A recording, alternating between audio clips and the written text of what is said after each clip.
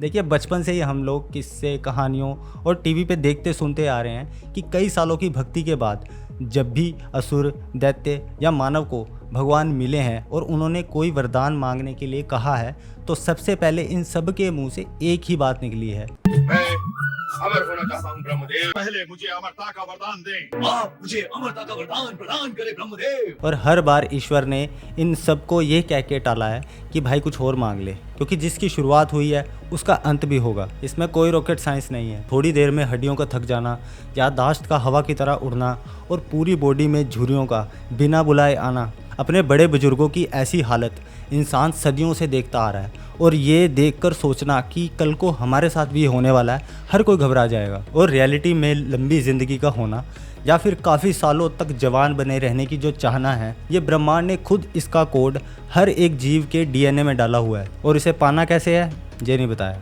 लेकिन ऐसा भी नहीं है कि किसी ने ट्राई ही नहीं किया। लगभग 2200 साल पहले किन शी हुआंग, एंशिएंट चाइना का माना जाना सम्राट, जिसने किन साम्राज्य की स्थापना करी, the great wall of China की नींव को रखा और ट्रेड से लेकर बढ़िया बढ़िया वाले कानून बनाने तक बड़ा सक्सेसफुल लेकिन क्रूर राजा। खैर 50 साल की उम्र में अचानक दुनिया से चले गए। कैसे? क्योंकि इनके भी मन में चाहना थी लंबे समय तक जवान बने रहने की। और कई सारे इनके राज्य के डॉक्टर्स इसी चीज़ के लिए मरकरी और पिसे हुए जेमस्टोन्स का काढ़ा बनाकर इनको लंबे टाइम से दे रहे थे। वो मानते थे कि अद्भुत चमकने वाले पत्थरों में जादुई ताकतें काम करती हैं। लेकिन मरकरी बॉडी के अंदर जाकर क्या करती है इसके बारे में सबको पता ही है, सत्यानाश। और उस टाइम के जो चाइनीज़ डॉक्टर्स थे उनके लिए ये कोई बड़ी बात नहीं थी। पत्थर, जड़ी बूटियाँ, सोने से लेकर चांदी तक हर चीज़ का यूज़ किया जाता था कई सारी दवाइयाँ बनाने में। अब ये गोल्ड यूज़ करने वाली बात उस वक्त के मिडल ईस्ट और यूरोपियन रिसर्चर्स उनको भी पता लगी। देखिए आदमी हो या औरत, राजा हो या रंक, गोल्ड को देखकर सबकी आंखें बाहर आने को तैयार हो जाती हैं। ऐसा ही कुछ उस वक्त के रिसर्चर्स के साथ भी हुआ और उन्होंने वही 5 साल के बच्चों वाला लॉजिक लगाया कि सोने को ना जंग लगती है, ना सोना सड़कर ख़राब होता है। तो अगर इंसान भी इसे खाना शुरू कर दे तो इंसान को भी जंग नहीं लगेगी, हम भी सालों तक चमकते रहेंगे, बल्ले बल्ले हो जाएगी। और दुनिया के कोने कोने में इस धातु को बॉडी के अंदर पहुंचाने की रेस स्टार्ट हो गई। ईरान के माने हुए केमिस्ट अबू मूसा जबीर अल अज़दी 7वीं शताब्दी में इन्होंने गोल्ड को पानी में घोलने का नुस्खा बनाया, जिसे इन्होंने एक्वा रिजिया या शाही पानी का नाम दिया। इस गोल्डन अमृत की खबर सुन के जितने भी अल्केमिस्ट थे वो खुशी से पागल हो गए कि बाबूजी चिरंजीवी होने का राशन मिल गया, और इसे खुशी से पीने लगे। और इस काढ़े को पीने के बाद कुछ नहीं हुआ, सब फेल हो गए। लेकिन सोने को पानी में घोलकर पीने का क्रेज़ चलता रहा और हज़ारों सालों के बाद भी 17वीं शताब्दी में एक और फिजिशियन निकोलस क्योलपेपर ने गोल्ड क्लोराइड की गोलियां बना डाली। तो इस गोल्ड क्लोराइड की गोली को पानी के साथ पियो और मिर्गी और दिमागी प्रॉब्लम से छुटकारा पाओ। अब जिसने गोली खाई उसकी बीमारी तो ठीक हुई नहीं, लेकिन उनकी बॉडी में एक नई चीज़ डिस्कवर हुई, किडनी डैमेज। कई लोगों को क्रोनिक यूरिनेशन, दबा के पसीना आना शुरू हो गया, मतलब सच्ची में सोने का बुखार हो गया। देखिए गोल्ड जो है वो केमिकली इनर्ट मेटल है, यानी आपकी बॉडी के अंदर जाकर ये कुछ नहीं करता, यानी कि कोई नुकसान नहीं करता तो कोई फ़ायदा भी नहीं करता। ये जैसे आपने खाया है वैसे ही निकल जाता है, क्योंकि हमारी बॉडी के जो एंजाइम्स हैं वो इसको ब्रेक नहीं कर पाते। परंतु ये बेचारे रिसर्चर्स मेहनत तो बहुत कर रहे थे, लेकिन एक चीज़ समझने में ये नाकाम हो रहे थे कि उम्र का बढ़ना और उससे होने वाली जितनी भी बीमारियां हैं वो कोई काला जादू या कोई श्राप नहीं है, सिर्फ बायोलॉजी है। आखिरकार साइंटिस्ट जब हवा में तीर मारना छोड़कर बॉडी सेल्स को पढ़ने लगे तब उनको जाकर जेनेटिक गेम समझ में आनी शुरू हुई। देखिए 1960 से पहले साइंटिस्ट को बेसिक बायोलॉजी का पता चल गया था। जैसे इंसान की बॉडी सेल से बनती है, सेल्स एक दूसरे से बनते हैं, इसके अंदर एक डीएनए होता है और सारी ज़िंदगी ये अपनी तादाद अपने आप को भाग करके बढ़ाते रहते हैं। इस भ्रम को तोड़ा लेनर्ड हेफलिक नामक एक रिसर्चर ने, और 1961 में इन्होंने कमाल की डिस्कवरी की। इन्होंने एक एक्सपेरिमेंट किया जिसमें इन्होंने फीटस के सेल्स को एक बढ़िया एनवायरनमेंट में रखा, और जब जब सेल्स अपने आप को बांटकर दुगने होते थे तब तब इन्होंने उस चीज़ की काउंटिंग करी। उस एक्सपेरिमेंट के रिजल्ट में ये पता लगा कि सेल्स अपने आप को सारी ज़िंदगी में 50 बार तक डिवाइड करते हैं और उसके बाद रुक जाते हैं। इस लिमिट को उन्होंने हेफलिक लिमिट का भी नाम दिया। पर सिर्फ 50 बार ही क्यों, 500 बार क्यों नहीं बढ़ सकते? चलो इसको एक एग्जांपल से आपको समझाता हूँ। मान लीजिए आपने किसी एक बुक के पेज की फ़ोटोकॉपी या ज़ेरोक्स कॉपी करवाई और उस कॉपी की आपने फिर फ़ोटोकॉपी करवाई, और अब हम सब जानते हैं कि जितनी बार हम लेटेस्ट कॉपी की फ़ोटोकॉपी करवाते रहेंगे उतनी ही बार नई कॉपी के ऊपर जो कंटेंट लिखा है वो धुंधला आना शुरू हो जाएगा। अब हमारे डीएनए के एंड पे टेलीमोर्स नाम की इंस्ट्रक्शन होती है जो सेल्स को कॉपी करने की इन्फॉर्मेशन देती है। ज़ेरॉक्स कॉपी के जैसे बार बार सेल्स की कॉपीज़ के बाद ये टेलीमोर छोटा होने लगता है और एंड में इतना छोटा हो जाता है कि सेल्स अपनी आप की कॉपी बनाने से खुद को रोकने लगते हैं। आम भाषा में बोलूँ तो भगवान ने हम सब के डीएनए के अंदर एक घड़ी डाली हुई है। उस घड़ी में एक वक्त के बाद जैसे ही अलार्म बजता है तो सेल्स काम करना बंद कर देते हैं और बुढ़ापा मुबारक हो। इसी एक्सपेरिमेंट के कुछ दशकों बाद साल 1990 में साइंटिस्ट ने ऐसा एक्सपेरिमेंट किया कि जीन बायोलॉजी के प्रति उनकी आंखें खुली रह गई। उन्होंने एक केंचुआ लिया और उसके सिंगल जीन को मॉडिफाई करके देखा और उस एक्सपेरिमेंट के बाद उस केंचुए की लाइफ 500% तक बढ़ गई। सबसे पहला विचार उनके मन में यही आया कि अगर केंचुए की ज़िंदगी इतनी बढ़ गई तो इंसानों की कितनी हो जाएगी।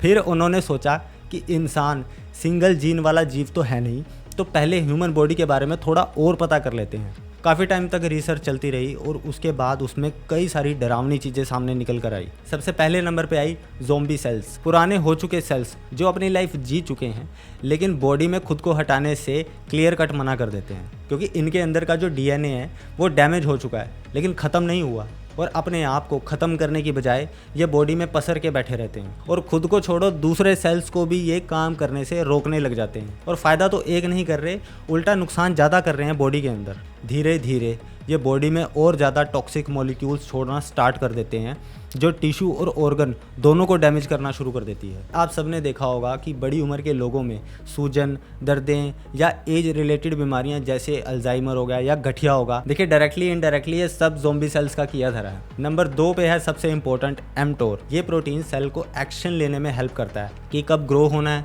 या कब नया प्रोटीन बनाना है, ऊर्जा का यूज़ करना है या उसे बचा के रखना है। सबसे इम्पोर्टेंट ऑटोफैगी, यानी ख़त्म हो चुके सेल्स को बॉडी से हटाना है या उनका रिसाइकल करना है।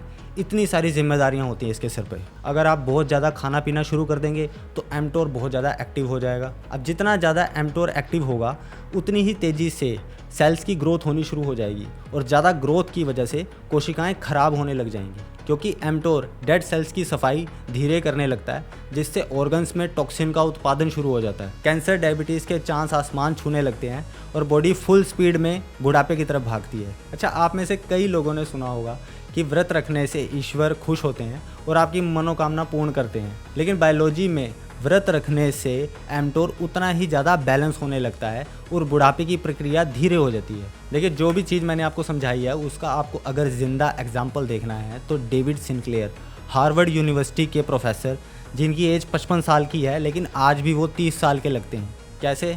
वेजिटेरियन डाइट, एक्सरसाइज और सबसे इंपॉर्टेंट चीज़ जो मैंने आपको बताई है, खाने पीने का उपवास। इन सभी चीज़ों ने इनकी बॉडी की काया ही पलट के रख दी, टेक्निकली एमटोर को बैलेंस कर दिया। अगर आप इनके बारे में और जानना चाहते हैं तो डिस्क्रिप्शन बॉक्स में मैं इनकी वीडियो का लिंक लगा दूंगा। और फाइनली पॉइंट नंबर 3, NAD+ के लेवल्स। ये एक ऐसा मॉलिक्यूल है जो हर सेल्स के अंदर पाया जाता है। इसका सबसे इंपॉर्टेंट काम आपके भोजन को ऊर्जा में बदलना और साथ ही साथ डीएनए को भी रिपेयर करना। अब जैसे जैसे हम बुढ़ापे की सीढ़ियाँ चढ़ते हैं वैसे वैसे NAD+ के लेवल नीचे गिरने लगते हैं और कुछ केसेस में तो 50% से ज़्यादा भी नीचे गिर जाते हैं और इससे बीमारियों की लिस्ट और लंबी होनी शुरू हो जाती है। मसल्स की कमज़ोरी, थकान, याददाश्त का धीरे धीरे गायब होना, क्योंकि NAD+ के डाउन लेवल का मतलब इंसान को एनर्जी कम मिलेगी, सेल्स की रिपेयरिंग स्लो होने लगेगी और एजिंग के लक्षण नज़र आने शुरू हो जाएंगे। तो मोटी मोटी बात ये, साइंटिस्ट ने देखा और जाना कि एजिंग सिर्फ इंसान के वक्त का गुजरना नहीं है,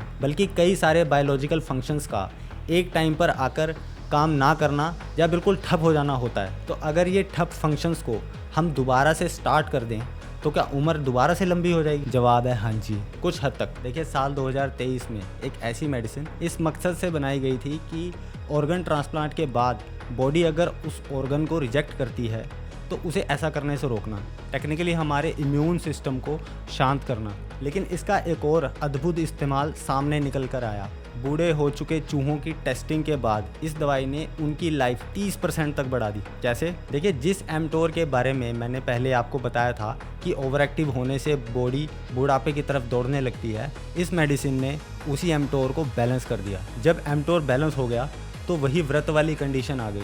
इससे सेल्स की रिपेयरिंग, साफ सफाई और रिसाइकलिंग दोबारा शुरू होने लगी और चूहे और नज़ारे लेने लगे। देखिए, इसके बाद उम्र को लंबा करना एक सपना नहीं रह गया था। कि अब दूसरी मेडिसिन जिसके ट्रायल्स अभी शुरू होंगे, जो स्पेशली डिज़ाइन की गई है ज़ोंबी सेल्स को टारगेट करने के लिए। देखिए एनिमल एक्सपेरिमेंट में खासकर चूहों में 2 से 3 मेडिसिन को मिक्स करके, जिसमें कैंसर की दवाई प्लस एक तत्व जो सेब में पाया जाता है, उनको दी गई और रिजल्ट में उन चूहों की उम्र ना सिर्फ लंबी हुई बल्कि वो जवान होने लगे। देखिए जैसे उनकी बॉडी के बाल जवान चूहों की तरह ही दोबारा से सिल्की स्मूथ होने लगे। ह्यूमन ट्रायल्स ऑलरेडी चल रहे हैं इस मेडिसिन के ऊपर और शुरुआती रिजल्ट ने ये दिखाया कि गठिया, अल्जाइमर और वीकनेस जैसी बीमारियों पे ये दवाई ऑलरेडी जादू की तरह काम कर रही है।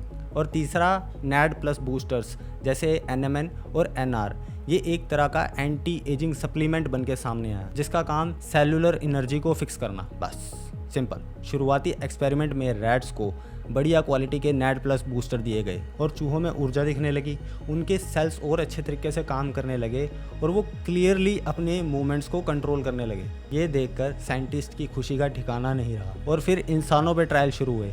अब जैसा उन्होंने सोचा था वैसा ही हुआ। अच्छी मसल स्ट्रेंथ, बेटर मेटाबॉलिज्म और ज़्यादा एनर्जी, बहुत मामूली से साइड इफ़ेक्ट के साथ। और देखते ही देखते ये बूस्टर सारे USA में फेमस हो गए, स्पेशली उन लोगों में जो एक तो बूढ़ा नहीं होना चाहते और या बायो हैकिंग में जो लोग विश्वास रखते हैं। लेकिन थोड़े टाइम बाद USA की फूड एंड ड्रग एडमिनिस्ट्रेशन ने रोक लगाई कंपनीज़ के ऊपर कि भाई अभी ह्यूमन ट्रायल्स की इतनी इन्फॉर्मेशन हमारे पास इकट्ठी नहीं हुई कि तुम दुकानों पे बेचना शुरू कर दो। पता नहीं है पूरी तरह सेफ है भी या नहीं, पर कंपनीज कहाँ रुकने वाली थी और अभी भी बायोटेक कंपनी, स्टार्टअप्स लगी हैं इस मेडिसिन को और ज़्यादा एनहेंस करने में। लेकिन 2016 में साइंटिस्ट ने काम करना शुरू किया एपिजेनेटिक रीप्रोग्रामिंग के ऊपर। ये थोड़ा एडवांस लेवल का टॉपिक है पर मैं कोशिश करूंगा इसको सिंपल से सिंपल भाषा में आपको समझा सकूं। देखिए एक बूढ़े और डैमेज सेल के DNA को लेना है, उसके अंदर 4 जवानी वाले जीन्स दोबारा डालने हैं और उसे रीसेट कर देना है, बस। ये प्रोसीजर इतना ज़्यादा सेंसिटिव है कि एक गलत स्टेप और वो सेल कैंसर बन जाएगा। परंतु अगर सफल हो गए तो आपकी बॉडी चाहे 60 साल की भी है वो फिर से 25 साल की हो जाएगी। टेक्निकली आपकी उम्र रिवर्स हो जाएगी। और यही नहीं, अगर मान लो आपका कोई ऑर्गन डैमेज है या स्किन में कोई प्रॉब्लम है, वो भी ऑटोमेटिकली ठीक हो जाएगी। एक तरह से जवानी पार्ट 2। लेकिन इस प्रोसीजर में पकड़ बनाने के लिए साइंटिस्ट को अभी भी 5 से 10 साल और लग जाएंगे। तो दवाई से लेकर DNA रीप्रोग्रामिंग तक इंसानों को अमृत तो नहीं मिला, पर हमने अपना बनाना शुरू कर दिया। अब सवाल ये नहीं रह गया है कि क्या हम अपनी उम्र लंबी कर सकते हैं, बल्कि ये हो गया है कि कितनी जल्दी। हज़ारों सालों से देखा हुआ सपना अब पूरा होता हुआ नज़र आ रहा है। लेकिन जवान होने के नुस्खे के पास हम धीरे धीरे तो पहुंच रहे हैं, पर एक्सीडेंट की वजह से या उम्र बढ़ने की वजह से हमारे दांत जो टूट चुके हैं, क्या वो भी वापस आएंगे? इसका जवाब अगली वीडियो में। अब यहाँ तक आ गए हो तो सब्सक्राइब भी कर दीजिए। वीडियो में आनंद आया हो तो लाइक कीजिए, शेयर कीजिए और कमेंट बॉक्स में मुझे ज़रूर बताइए कि इंटरनेट पे दवाइयाँ ढूंढने तो नहीं लग गए। ढूंढी तो आपने होगी। मिलते हैं अगली वीडियो में।